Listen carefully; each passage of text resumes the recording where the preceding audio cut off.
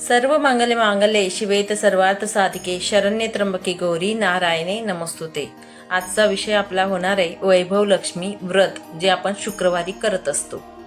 हे व्रत कसे करावे, याचे नियम काय असतात, याचं उद्यापन कसं करावं, तसेच हे व्रत करण्यासाठी आपण किती करावे किंवा पूजा मांडणी करावी का, ही संपूर्ण माहिती आजच्या व्हिडिओमध्ये होणार आहे। तुमची एखादी इच्छा अपूर्ण असेल किंवा इच्छा पूर्तीसाठी तुम्ही हे व्रत करू शकतात। तुमची मनोकामना पूर्तीसाठी हे व्रत तुम्हाला करायचे असतात। श्री स्वामी समर्थ अवधूत चिंतन श्री गुरुदेव दत्त। तुम्हा सगळ्यांचं आपल्या चॅनलमध्ये स्वागत करते। आता वैभव लक्ष्मी व्रत मी का सांगत आहे, कारण येणार आहे आपला श्रावण महिना आणि श्रावण महिन्यापासून तुम्ही सुरुवात करू शकतात। अगदी साध्या आणि सोप्या पद्धतीने तुम्ही हे व्रत करू शकता। जे सामान असणार आहे व्रताची पूजा मांडण्यासाठी ते अगदी आपल्या घरातलं असतं। ती कुठलीही अडचण असू द्या, पैशांची असू द्या किंवा नोकरी संबंधी असू द्या, मुलांविषयी असू द्या, या ज्या गोष्टी असतात, या अडचणी येत असतात, त्या गोष्टींच्या ज्या अडचणी असतात त्या दूर होण्यासाठी वैभव लक्ष्मी व्रत आपण करू शकतो।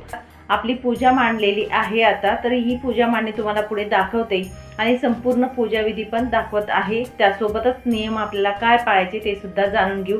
पूजा मांडणी म्हणजे आपण मांडावी का, तर ह्या व्रताची पूजा मांडलीच जाते। तर इथे बघा पूजेचा पाठ जो आहे तो मांडलेला आहे। तर आधी रांगोळी आपण काढून घ्या चौरंगच्या आजूबाजूला, आणि लक्ष्मीला आकर्षित करणारी रांगोळी आपण काढायची असते। तुपाचा दिवा, तेलाचा दिवा प्रज्वलित करावा। माता लक्ष्मीचा जो फोटो तुमच्याकडे असेल तो आपण तिथे ठेवू शकतो। आणि त्यासोबतच तुम्हाला सांगेल, जर असा फोटो नसेल तर भगवान विष्णू माता लक्ष्मीचा फोटो असेल तो सुद्धा चालेल। तर फोटो जो असतो तो आपण गोमूत्र टाकून स्वच्छ असा पुसून घ्या। जिथे आपण पूजा मांडणार आहोत ती जागा सुद्धा आपण गोमूत्राने म्हणजे शिंपडून घेऊन स्वच्छ असं पवित्र करायचं ते स्थान, आणि नंतर पूजा मांडणी आपल्याला करायची असते। जर तुमच्याकडे फोटो किंवा कोणताच फोटो नसेल तर जे पुस्तक असतो, जो ग्रंथ असतो वैभव लक्ष्मी व्रताचं, तर या पद्धतीने तो ग्रंथ ठेवला तरी सुद्धा चालेल। तर इथे आपण आता बघा कलश पूजन जे असतं ते करूयात।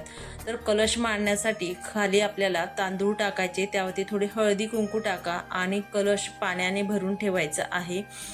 तो कलश जो ठेवणार आहोत त्यामध्ये आपल्याला हळदी कुंकू, एक सुपारी, एक नाणं, एक हळकुंड असेल तर हळकुंड टाका, नसेल तर नाही टाकलं तरी चालेल। एक फूल आपल्याला टाकायचं आहे आणि त्यावरती आपल्याला आंब्याचे 5 पानं किंवा नागवेलीचे 5 पानं आपल्याला या कलशावर ठेवायचे आहेत। तुमच्याकडे जे अवेलेबल असतील ते आपण इथे ठेवू शकतो। आणि वरती आपल्याला एक धातूची डिश ठेवायची आहे, तांब्याची किंवा पितळीची डिश ठेवा, आणि त्यावरती आपल्याला तांदूळ टाकायचे आहेत। डिश भरून ठेवायची आहे, आणि ती डिश भरून ठेवल्यानंतर त्यावरती सोन्याची वस्तू आपल्याला ठेवायची असते। आता सोन्याची वस्तू जी तुमच्याकडे अवेलेबल असेल ती तुम्ही तिथे ठेवू शकतात। ही जी आपण पूजा करणार आहोत ही माता लक्ष्मीची असते, म्हणून माता लक्ष्मीला आकर्षित करणाऱ्या ज्या वस्तू तुमच्या घरात असतील त्या तुम्ही पूजेमध्ये ठेवू शकतात। म्हणजेच काय, गजलक्ष्मी, श्रीयंत्र किंवा माता लक्ष्मीची मूर्ती असेल ती, या पद्धतीने आपण या पूजा मांडणीमध्ये ठेवू शकतो। नंतर कलश जो असतो, कलशाला आपण 5 बोटं कुंकवाने ओढायचे आहेत, खालून वरती या पद्धतीने पाचही दिशांकडून 5 बोटं ओढायचे असतात, आणि कलशाची पूजा आपल्याला करायची असते। तर अशी साधी आणि सोपी पूजा मांडायची आहे अगोदर। तर सर्वप्रथम आपल्याला इथे जी मांडणी आहे तिथे आपल्याला बघा गजलक्ष्मी जे आहे ते सुद्धा ठेवून घ्यायचे आहेत, कारण माता लक्ष्मीचं स्वरूप हे गजलक्ष्मी असतात, म्हणून आपण अशा पद्धतीने आपल्याला ठेवायचे, ज्यांचं मुख समोर येतील अशा पद्धतीने। आणि इथे जे सोन्याची वस्तू आपल्याला एक ठेवायची असते, आणि इथे मी बांगड्या ठेवलेल्या आहेत। तुमच्याकडे जी सोन्याची वस्तू असेल ती तुम्ही इथे पूजेला ठेवा। जर सोन्याची वस्तू तुम्हाला ठेवता नाही आले तर चांदीची वस्तू तुम्ही ठेवू शकतात, किंवा चांदीचा कॉईन असेल तुमच्याकडे तो सुद्धा इथे ठेवू शकता। सर्वप्रथम तुम्ही संकल्प करा, हातात पाणी घ्या, अक्षता घेऊन आपण संकल्प करावा। तुम्ही किती शुक्रवार करणार आहेत ते माता लक्ष्मीला सांगावं, आणि 5 शुक्रवार, 11, पण तुमची इच्छा जर मोठी असेल, जास्तीची असेल तर 11, 21, 108 अशा पद्धतीने करा। जर तुम्ही सेवा म्हणून करत आहेत, माता लक्ष्मीच्या चरणी अर्पण करायचे, सुख समृद्धी आपल्या घरात भरभराटी राहण्यासाठी करत आहेत, तर अगदी 5 शुक्रवार तुम्ही केले तरी सुद्धा चालेल। या पद्धतीने आपण संकल्प करावा। आणि यथाशक्ती मी तुमचे या पद्धतीने शुक्रवार करणार आहेत. अशा पद्धतीने आपण संकल्प सोडावा. त्या देवघरात जवळ मांडायची आहे किंवा घरात अशी जागा जिथे कुणाची सावली वगैरे पडणार नाही, येणाऱ्या जाणाऱ्यांची पाय लागणार नाही, अशा ठिकाणी आपण ही पूजा मांडायची आहे. ही पूजा तुम्हाला संध्याकाळी करायची असते. संध्याकाळी तुम्हाला जर जमत नसेल तर तुम्ही सकाळी सुद्धा पूजा मांडू शकतात आणि संध्याकाळी पूजा करू शकतात किंवा सकाळी सुद्धा तुम्ही पूजा केली तरी सुद्धा चालेल. शेवटी आपला भाव महत्त्वाचा असतो. देव हे भाव जे असतात त्याचे भुकेले असतात, मंत्र स्तोत्रांच्या अधीन असतात आणि आपला भाव जर खरा असेल तर तुम्हाला जमेल त्या वेळेमध्ये ही पूजा करू शकतात. तर आपल्या पूजेला सुरुवात करूया. तर सर्वप्रथम आपल्याला गणपती बाप्पा जे आहेत ते लागणार आहेत. तर गणपती बाप्पा आपण घ्यायचे तामणामध्ये, त्यांचा अभिषेक आपण करूयात.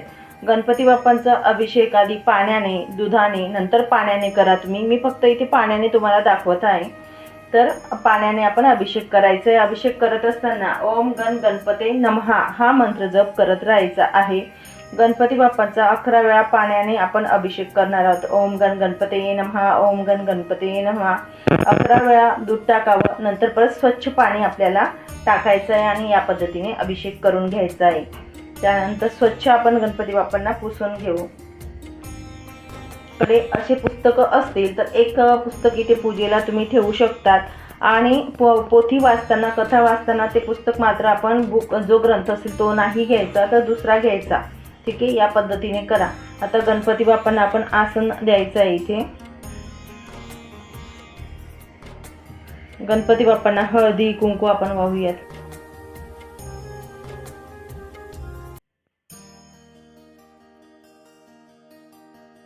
गणपती बाप्पांना नैवेद्य दाखवूयात आपण आता.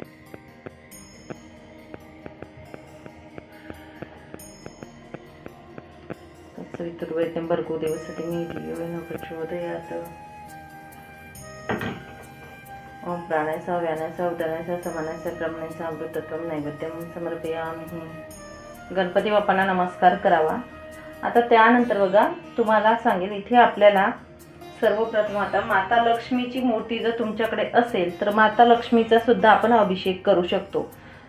तर आपण पूजा मांडतो तेव्हा माता लक्ष्मीचा अभिषेक करा असं मी सांगेल, कारण आपण पूजा मांडत असतो तेव्हा माता लक्ष्मीला विराजमान करणार आहोत. तर नक्कीच करा. ओम श्री महालक्ष्मीभ्यो नमः हा साधा आणि सोपा मंत्र आहे माता लक्ष्मीचा. तो म्हणत आपण अभिषेक करावा. 11 वेळा पाण्याने, 11 वेळा दुधाने आणि परत 11 वेळा स्वच्छ पाण्याने, अशा पद्धतीने. ओम श्री महालक्ष्मीभ्यो नमः, ओम श्री महालक्ष्मीभ्यो नमः किंवा ओम श्रीम. श्रीम सुद्धा बीज मंत्र आहे माता लक्ष्मीचा, तो म्हणू शकतात. श्रीम श्रीम या पद्धतीने अभिषेक करायचा आहे. ओम श्री महालक्ष्मीभ्यो नमः, ओम श्री महालक्ष्मीभ्यो नमः, ओम श्री महालक्ष्मीभ्यो नमः.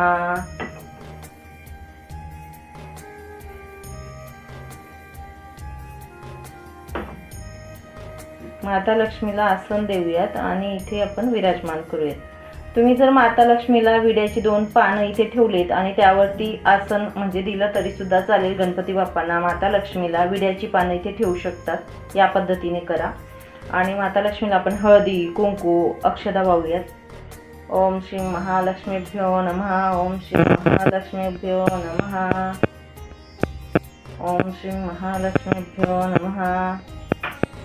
माता लक्ष्मीला आपण फुलं अर्पण करूया. आता इथे जेवढे माता लक्ष्मीचं स्वरूप आहे तेवढ्या यांना आपण हळदी कुंकू वाहूयात. म्हणजेच इथे सोन्याच्या आपण बांगड्या ठेवलेल्या आहेत त्यांना, श्रीयंत्र, गजलक्ष्मी, फोटो असेल किंवा पुस्तिका, ह्या जो ग्रंथ असेल याला. ठीक आहे, अशा पद्धतीने आपण हळदी कुंकू वाहणार आहेत. तेव्हा आपल्याला फक्त माता लक्ष्मीचा मंत्र जप करायचा आहे. ओम श्री महालक्ष्मीभ्यो नमः, ओम श्री महालक्ष्मीभ्यो नमः, ओम श्री महालक्ष्मीभ्यो नमः, ओम श्री महालक्ष्मीभ्यो नमः, ओम श्री महालक्ष्मीभ्यो नमः.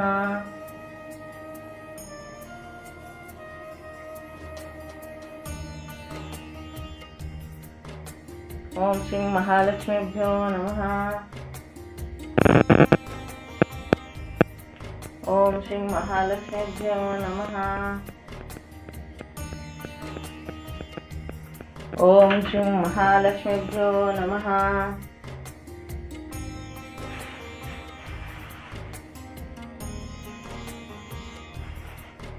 श्री महालक्ष्मीभ्यो नमः.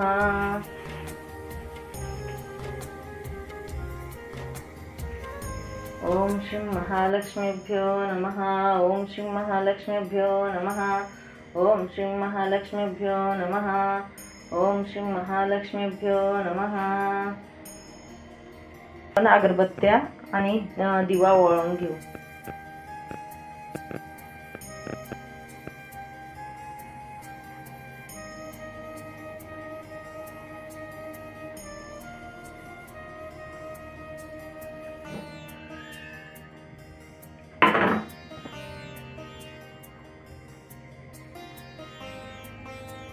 त्यानंतर आपल्याला माता लक्ष्मीला नैवेद्य दाखवायचा आहे. आता नैवेद्य दाखवत असताना आपण आता जी पूजा मांडत आहोत, तुम्ही सकाळी मांडा, संध्याकाळी मांडा, केव्हाही पूजा मांडणी करा, तेव्हा मात्र आपल्याला नैवेद्य दाखवायचा आहे. तर इथे आपण जे तुमच्या घरात गोडाचा पदार्थ असेल ते तुम्ही नैवेद्याला ठेवू शकतात किंवा ड्रायफ्रुट्स असतात ते सुद्धा ठेवू शकतात. या पद्धतीने आपण नैवेद्य दाखवायचा आहे. किंवा दूध साखर या पद्धतीने, खडी साखर हा दाखवा तरीही चालेल. ओम तत्सवितुर्वरेण्यं भर्गो देवस्य धीमहि धियो यो नः प्रचोदयात्. ओम प्राणायचा, व्यानायचा, उदानायचा, समानायचा, ब्रह्मणायचा या पद्धतीने नैवेद्य दाखवायचं आहे. त्यानंतर नमस्कार करावा. माता लक्ष्मीला सांगावं की माझ्याकडनं ही पूजा किंवा हे शुक्रवारचे व्रत करून घ्या. या पद्धतीने आपण पूजा करायची आहे. आता ही पूजा किंवा हे काही सगळं झाल्यानंतर आपल्याला ही पूजा जर तुम्ही सकाळी मांडून ठेवली एवढी तरी सुद्धा चालेल. आपल्याला ग्रंथ जो असतो तो पठण करायचा असतो. त्यामध्ये ग्रंथामध्ये दिलेल्या आहेत त्या गोष्टी आपल्याला करायच्या असतात. म्हणजेच काय, जो हा ग्रंथ दिलेला असतो, ग्रंथामध्ये श्रीयंत्र आहे. तुमच्याकडे श्रीयंत्र नसेल तर या श्रीयंत्राला आपण नमस्कार करायचा आहे. यामध्ये अष्टलक्ष्मी दिलेल्या आहेत, तर अष्टलक्ष्मींना सुद्धा तुम्हाला नमस्कार करायचा आहे. तुम्ही जर अष्टलक्ष्मींना नमस्कार नाही केला तर पूजेचा अर्थ राहणार नाही. त्यानंतर लक्ष्मी स्तवन दिलेला आहे, म्हणजे एक श्लोक दिलेला आहे, तो श्लोक तुम्हाला म्हणायचा आहे सुरुवातीला. आणि श्रीयंत्राला नमस्कार करावा. अष्टलक्ष्मी ज्या दिलेल्या आहेत त्या अष्टलक्ष्मींना आपल्याला नमस्कार करायचा आहे. आणि एक जो श्लोक किंवा हा स्तवन जे दिलेला आहे, जेव्हा आपण सोन्याच्या दागिन्याची पूजा करत असतो तेव्हा तो आपल्याला श्लोक किंवा स्तवन जे असतं, लक्ष्मी स्तवन, ते म्हणायचं आहे. ही पूजा सौभाग्यवती स्त्रिया करू शकतात, पुरुष करू शकतात, मुलं मुली सगळे जे असतात ते ही पूजा करू शकतात. हे व्रत जे असतं मनातला भाव ठेवून आणि श्रद्धेने करायचं असतात. कंटाळून कधीही करू नका. तुम्ही जर कंटाळवाण्यासारखं करत असणार तर व्रताला अर्थ राहणार नाही. म्हणून मनात श्रद्धा ठेवून ही पूजा करायची आहे. व्रताच्या दिवशी सकाळपासून तर संध्याकाळपर्यंत मन एकदम निर्मळ ठेवायचं, शुद्ध ठेवायचं, कोणाला वाईट बोलू नका. आणि माता लक्ष्मीचा मंत्र जो असतो तो आपण जय लक्ष्मी माता, जय लक्ष्मी माता असा दिवसभर जप करायचा आहे. तसंच तुम्हाला सांगेल, एखादी शुक्रवार तुमचं नाही जमलं, मासिक धर्म आला किंवा तुम्हाला गावाला जावं लागलंच आणि तुम्ही पूजा केली नाही गावी गेल्यामुळे, तर बघा तुम्ही व्रत असेल तर व्रत धरू शकतात. पूजा करणार नाहीत, कथा वाचणार नाहीत, कुठलीही विधी करणार नाहीत, तो काउंटमध्ये धरायचा नाही. त्यानंतर पुढचा येणारा जो शुक्रवार असेल तो काउंट करायचा. या पद्धतीने करा. त्यानंतर तुम्हाला सांगेल बघा, आपल्याकडून जर व्रत हा धरला जाणार नाही, म्हणजे सकाळी जेवण घ्यायचं नाही, डायरेक्ट संध्याकाळी उपवास सोडायचा, अशा पद्धतीने करता आला तर अतिउत्तम. नाही करता आला तर तुम्ही फलहार घेऊ शकतात. साबुदाण्याची खिचडी, भगर किंवा ड्रायफ्रुट्स या पद्धतीने घ्या आणि संध्याकाळी जेवण करा. अशा पद्धतीने करा. जर तुम्ही आजारी पेशंट असणार की तुम्हाला एक वेळचं म्हणजे जेवण तुम्ही टाळू शकत नाही किंवा गोळ्या औषधी असतील, अशा गोष्टी असतील तर तुम्ही दोघी वेळा जेवण करून अगदी हा उपवास म्हणजे व्रत केला तरी सुद्धा चालेल. या व्रताला तसा काही नेम नाही की उपवास करावाच. तुमची तब्येत खूप महत्त्वाची आहे. आरोग्य बघून तुम्ही हा व्रत करू शकतात. या पद्धतीने व्रत करावा. शास्त्रोक्त पद्धतीनेच व्रत करा असं मी तुम्हाला अवश्य इथे सांगेन. आता हे व्रत केल्यानंतर याचं उद्यापन जे असतं ते कसं करावं हा खूप मोठा प्रश्न असतो. तर बघा, या व्रताची सुरुवात आपण करत असतो. जेव्हा केली त्या दिवसापासून आपल्याला शुक्रवारची पूजा, उपवास जे करतो ते करायचेच आहे. पण याचं उद्यापन सुद्धा खूप महत्त्वाचं ठरत असतं. पण मात्र ज्या दिवशी आपण पूजा पाठ मांडून ही कथा जी असते माता लक्ष्मीची, यामध्ये कथा दिलेली आहे, कथा वाचन करून, पाठ मांडणी करून, आरती करून, नैवेद्य सगळा विधी करून जो उपवास करणार तो आपण काउंट करायचा आहे. असे 11 किंवा 21 शुक्रवार करायचे आहेत आणि 21वा शुक्रवार किंवा 11वा शुक्रवार जो असेल त्या दिवशी सुद्धा सेम अशाच पद्धतीने आपल्याला पूजा करायची आहे. मात्र उद्यापनाच्या दिवशी म्हणजे शेवटच्या शुक्रवारी आपल्याला 5 महिला किंवा 7 किंवा 11 21 महिलांना आपल्याला आपल्या घरी सुवासिनींना बोलवायचं आहे आणि त्यांची ओटी भरायची आहे. ओटी भरत असताना त्यांना एक फळ आपण ओटीत दिलं तरी चालेल आणि त्यासोबत एक हा ग्रंथ जो असतो हा आपल्याला त्यांना द्यायचा आहे. प्रत्येक सौभाग्यवती महिलांसाठी त्यांच्या ओटीमध्ये आपण हळदी कुंकू वाहून त्यांना ओटी यथाशक्ती तुमच्या परिस्थितीनुसार तुम्ही ओटी भरू शकता. ब्लाऊज पीस, साडी जे तुम्हाला शक्य होईल. नाही शक्य होत तर अगदी तुम्ही हा एक ग्रंथ आणि एक फळ दिलं तरीसुद्धा चालेल. एक फूल त्यासोबत द्यायचं आहे तरीसुद्धा चालेल. तर या पद्धतीने तुम्ही करू शकता. खिरीच्या नैवेद्याला खूप महत्त्व असतं म्हणून प्रत्येक शुक्रवारी खिरीचा नैवेद्य दाखवावा. उद्यापनाच्या दिवशी सुद्धा सुवासिनींना खीरचा नैवेद्य ग्रहण करायला द्यावा. पूजा आपल्याला शुक्रवारच्या रात्री आपल्या घरात राहू द्यायची आहे. दुसऱ्या दिवशी शनिवारी ही पूजा उचलायची असते.